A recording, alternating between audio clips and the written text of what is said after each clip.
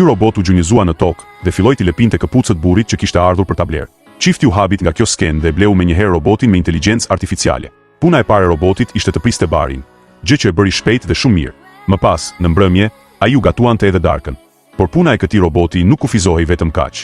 Ai shpesh bënte shpërndarje, rregullonte makina dhe madje ja ruante mjekrën burrit me shumë përpikëri. Gruas së tij i pëlqenin shumë masazhet që i bënte roboti.